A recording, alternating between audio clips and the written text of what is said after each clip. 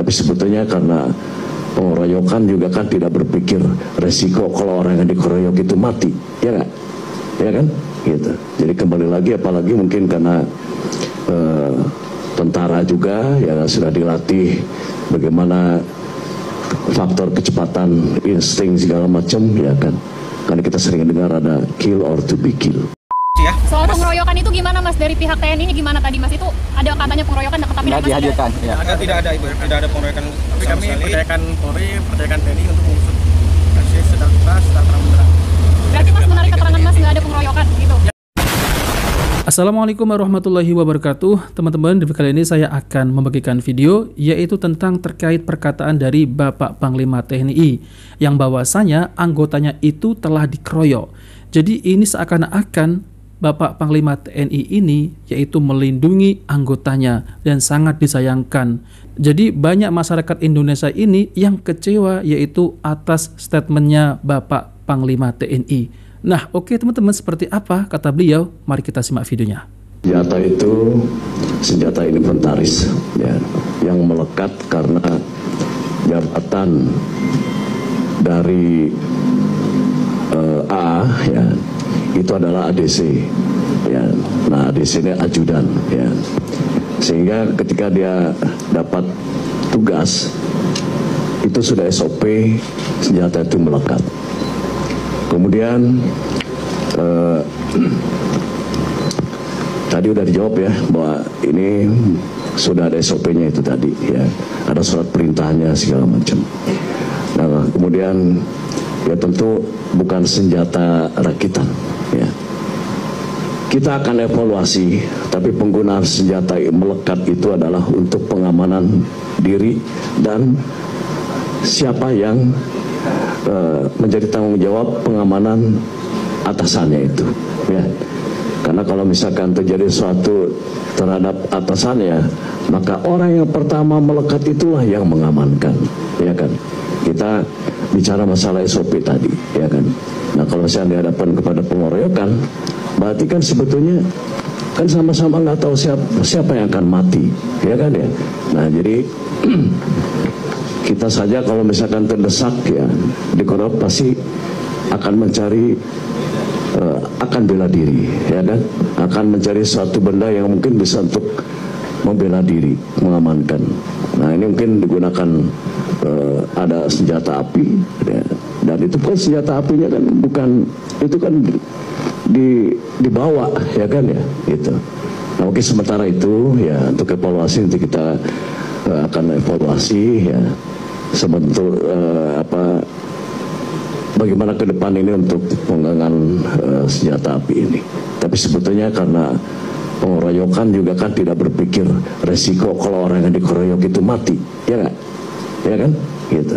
Jadi kembali lagi, apalagi mungkin karena tentara juga yang sudah dilatih bagaimana faktor kecepatan, insting segala macam, ya kan. Karena kita sering dengar ada kill or to be kill. Nah teman-teman, jadi itulah ya pernyataan dari Bapak Panglima TNI yaitu tentang terkait masalah anggotanya yang dimana anggotanya itu yaitu telah mengedor warga sipil, yaitu bos pemilik rental mobil. Tapi banyak netizen yang berkomentar, lalu kenapa oknum TNI ini, kok bisa-bisanya oknum TNI ini membeli yaitu mobil curian yang katanya seharga 40 juta. Honda Brio kok ya seharga 40 juta. Lalu kemudian surat-suratnya nggak ada, STNK-nya, BWKB-nya, apakah boleh? Ya jelas nggak boleh kan?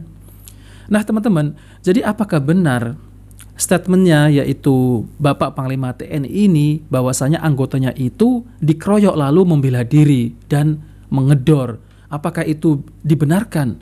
Jelas-jelas ini dinafikan yaitu oleh anak bos rental itu sendiri yang dimana melihat bapaknya itu didor oleh oknum TNI. Jadi nggak ada di tempat kejadian itu nggak ada pengeroyokan.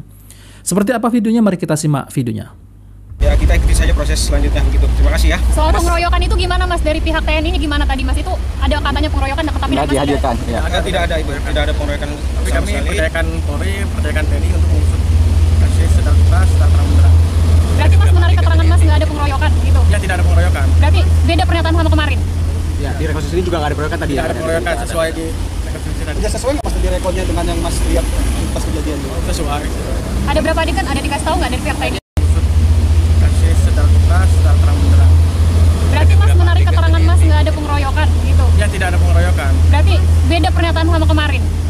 Ya, di rekonstruksi ini juga nggak ada pengeroyokan tadi. Tidak ada pengeroyokan sesuai di rekonstruksi tadi. Udah sesuai nggak Mas di rekodnya dengan yang Mas lihat pas kejadian itu? Sesuai. Ada berapa adegan? Ada dikasih tahu nggak dari pihak TNI-nya? Mereka adegannya. Seperti yang wartawan lihat aja ya. Ya berapa kita nggak bisa lihat? Ada sekitar 30. Estimasi Kurang lebih sekitar 30-an. 30-an. Oke. Dari total adegan itu berapa kali ditodong sih sebenarnya teman-teman termasuk korban? Jadi waktu Pistol, ya? di sakit itu kan sekali ya. Terus ternyata pas di sini ada 2 kali penodongan ya. Ada 2 kali dengan penembakan. Belum termasuk penembakan. Oh, berarti penodongan 2 kali ya. Ditambah tembakan ada berapa kali? Yang saya ingat waktu itu 4 tembakan. Lihat tengah Mas, Mas, ada kamera alasan nggak Mas. kenapa disuruh malam hari ini Mas? Dari pihak TNI-nya ada alasan nggak kenapa mereka adegannya malam Mungkin hari? Karena sesuai dengan kejadian pada waktu itu ya, pada malam hari ya mungkin menyesuaikan gitu. Mas tadi sempat meluapkan emosi juga ke salah satu tersangka. Ya, Tadi gimana bisa? ya Mas coba bayangkan Iya. ketika melihat pembunuh ayah sendiri Iya. di depan mata begitu ya. Sudah cukup. Terima kasih ya. Ya, makasih Mas Ren ya. Pelakunya yang mereka tadi adegan pelaku aslinya nggak ditampilkan tadi Mas? Yakin. Ya, saya sudah percayakan kepada Puspom-Al gitu. Ya, terima kasih ya. Makasih Mas. Nah teman-teman, jadi itu ya tentang terkait reka ulang bahwasannya anak bos rental ini mengatakan yaitu tidak ada pengeroyokan. Jadi apa yang dikatakan oleh Bapak Panglima TNI itu enggak benar. Jadi enggak ada yang namanya pengeroyokan. Padahal di tempat kejadian itu, reka ulang itu enggak ada yang namanya adegan pengeroyokan. Nah teman-teman, jadi kesimpulannya apa yang dikatakan oleh Bapak Panglima TNI itu tidak benar. Yang benar adalah tidak ada pengeroyokan, yaitu sesuai dengan reka adegan ulang itu. Nah maka dari itu teman-teman, saya menghimbau ya kepada Bapak Kepolisian untuk berlaku adil dan mengusut tuntas tentang kejadian ini, karena ini sudah menghilangkan yaitu nyawa warga sipil. Dan kasihan ya anak yang ditinggalkan ini melihat orang tuanya ya didor di depan mata. Jadi harus terang benderang dan tidak ada yang ditutup-tutupi. Nah oke teman-teman, jadi itu saja ya videonya. Jika video ini bermanfaat jangan lupa like dan subscribe di channel Cahaya Hidayah. Wabillahi taufiq wal hidayah. Wassalamualaikum warahmatullahi wabarakatuh.